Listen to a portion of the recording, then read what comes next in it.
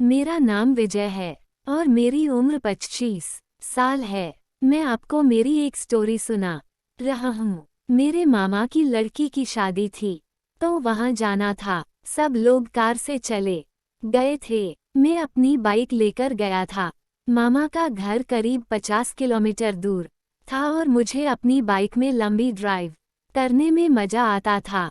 मैं वहाँ पहुँचा तो मामा मामी से मिलकर उनकी लड़कों के साथ शादी के कामों में लग गया। शाम को सब खाने की तैयारी करने लगे। बहुत सारे मेहमान आए थे तो हम सब भाई मिलकर मेहमानों के खाने बैठने की व्यवस्था करने में कुछ देर बाद में अपने दूसरे मामा के घर गया। वहां देखा तो मेरे दूर के मामा का लड़का आनंद अपनी पत्नी मेघा के साथ आया हुआ था। आनंद और उसकी बीवी मतलब मेरी प्यारी भाभी मुझे देखो आनंद भाई से मिला। हाँ जी से मैं कम बात कर रहा था तो भाभी मेरे शर्मीलेपन का मजा ले रही थी। कुछ देर बाद में दोनों से मिल कर बाहर निकल के साथ में आपको भाभी के बारे में बता देता हूँ। मेरी भाभी की उम्र सिर्फ 20 साल है। उनकी शादी को अभी से 10 महीने ही हुए थे। अभी का रंग एकदम तू जैसा सफेद है। उनका डायग्राम का तो सही अंदाजा नहीं था। इतने में काम ही मरा हुआ था जिसे देख कर किसी के भी मन में भावना उत्पन्न हो जाए। और वह ज्यादा मोटी थी ना ही बहुत खूबसूरत, एकदम किसी की तरह लगती थी। चलती फिरती माचिस की डिबिया से जो कहीं भी आग लगा दे। हम गुजराती में शादी की आधी रात को प्रदान होता है। खाने के बाद से आ गया था तो सब गरबा खेलने आ गए। गरबा खेलने का बहुत शौक है तो मैं कुछ जल्दी पंडाल में आ गया था। कुछ देर बाद सबने गरबा डांस करना चालू कर दिया। मैं, मेरी मौसी की 2 लड़कियां और हम सब भाई गरबा खेलने लगे। सबने बहुत एंजॉय किया। वह मुझे एक लड़की पर बहुत प्यार आ रहा था। उसका नाम आशा था कि मुझे देखती हुई गरबा खेल रही थी और स्माइल दे रही थी। मैं उससे बहुत पसंद करने लगा था। ये सब मैं भी देख रही थी। रात 2 बजे तक घर पर चलता रहा। फिर सब सोने जाने लगे। मैं और मेरी मौसी की 2 लड़कियां और 3 भाई हम सब भी सोने चले गए। हमें ज्यादा देखकर भाभी भी हमारे साथ आ गए। हम सब ने मामी ने कहा कि मुझे भूख लगी है। मामी ने खाना लगा दिया।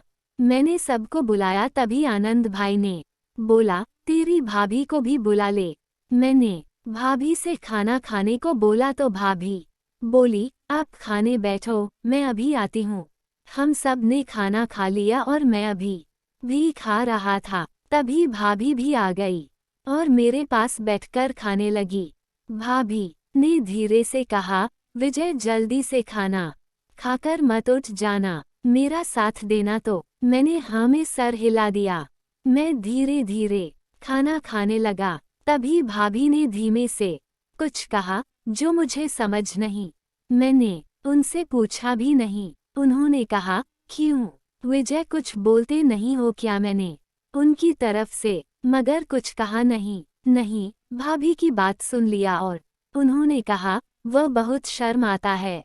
आप भी हंसने लगी और बोली मैं आपकी भाभी, मुझसे क्या शर्माना। मैं कुछ नहीं बोला, बस चुपचाप अपने जा रहा था। अभी नहीं कहा रुको मैं रख देती हूँ, तुम जाओ सो जाओ। भाभी को नहीं पता था कि मैं कितना कमी ना, वह तो अभी खुला नहीं था।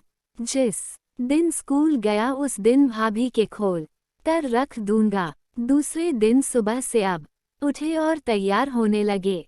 मैं भी तैयार हो गया। बारात आने ही वाली थी तो मैंने शेरवानी पहनी। आप ही मुझे देख रही थी और दूर से मुझे कह रही थी शानदार लग रहे हो। कुछ देर बाद बारात आई तो लड़कियां देखने लगी हो गई।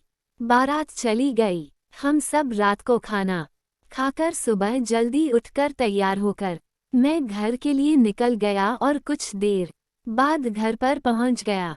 रास्ते में फोन नहीं, मैसेज की टोन बजी। देखा तो किसी का हाई का मैसेज आया था। मैंने देखा, अनजान होने के कारण समझ में नहीं आया। मैंने पूछा। उसका जवाब आया, तुम्हारी भाभी और भाभी। आप भाभी? बोली हाँ। मैं तुम घर पहुंच गए? मैं बस अभी आया। अभी बोली कल तुम शेरवानी में बहुत अच्छे लग रहे थे। वैसे तुम्हें वह लड़की बहुत पसंद थी ना? मैं डर गया। मैंने पूछा, कौन सी भाभी? घबराओ मत, मुझे सब पता है। मैं किसी से नहीं। तुम मुझे अपनी फ्रेंड समझो ना भाभी। वह लड़की मुझे बहुत पसंद है। अभी बोली, कुछ मालूम है? मुझे मम्मी ने बताया कि वह लड़की तुम्हें बहुत प्यार से देख रही थी। शायद अभी मेरी इसी बात से इम्प्रेस हो गई थी। फिर मेरी उनसे बातें होने लगी। वह मेरे साथ वह वाली भी सभी बातें नहीं करना। हम दोनों अच्छे फ्रेंड बन गए। फोन पर चैट चलने लगे। रात में भी काफी देर तक चैट होती थी।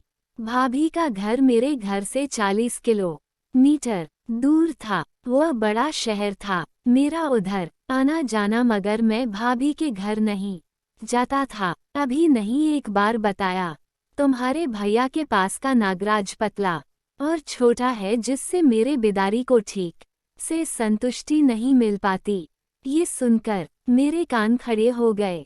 मुझे समझ में आने लगा कि आप ही मेरा नागराज अपने पिटारी में लेने के लिए मचल रखी है। मैंने बोला, आपकी क्या मदद कर सकता हूँ? आप ही ने बोला, मैं टाइम आने पर बताऊंगी तो आ जाओगे ना? कुछ दिन बाद भाभी का कॉल आया और उसने बोला, तुम घर आ जाओ। मैं खुश हो गया और बाइक लेकर जल्दी से भाभी के घर चला गया। भाभी के घर पहुंचा तो देखा भैया बैठे हुए थे।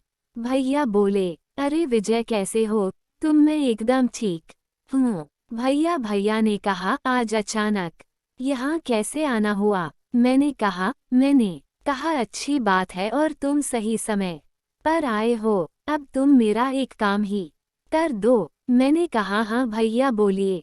तुम्हें घर में काम को नहीं है ना?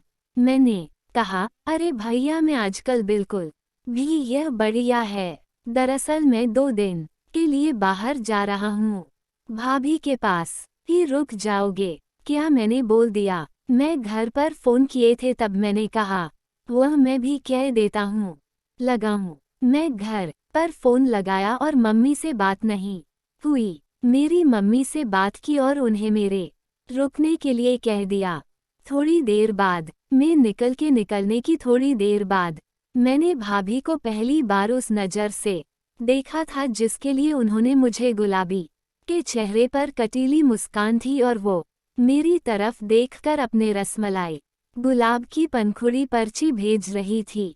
अचानक से उन्होंने ही कनकड़ आएगी और कितने ही सपने भाभी को देखकर भागने की आंखों में देख रहे थे। सभी को अचानक से दरवाजे खुले होने का और दरवाजे को बंद करने चली गई। फिर भाभी ने कहा, अभी अभी तुम्हारे भैया घर से निकले हैं, उन्हें कुछ तुम थोड़ी देर रुको, मैं तुम्हारे लिए चाय बनाती हूँ। मैंने ठीक है कहा और सोफे पर बैठकर टीवी देखने लगा। आप मेरे लिए चाय बनाने के लिए किस बात का फोन आया कि वह बस में बैठे हैं? उनके आने के बाद से मुझसे रहा नहीं जा रहा था। मैंने पीछे से जाकर भाभी के डायग्राम को पकड़ लिया। मैंने बोला, अब नहीं रुका जाता भी मेरी तरफ।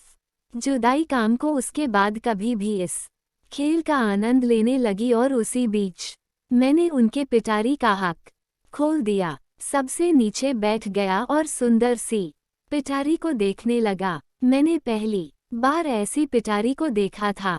तब तक मैंने अपना हाथ उनके पिटारी पर रख दिया था। तभी भाभी गर्मी से इतनी ज्यादा तपने लगी, मानोगी तो चल रहा हूँ। मैंने भाभी की तरफ देखा तो उन्होंने बेडरूम में चलने उन्हें अपनी गोदी में उठाकर कमरे में ले गया और उनको पलंग पर लिटा दिया। आप ही जैसे ही मैंने उनके पैर हाथ चोरी कर दी और उनके पिटारे पर लफड़ा उसके बारे में शहद धारा हुआ था, जिसे मैं अपना मुंह डालकर पीने लगा।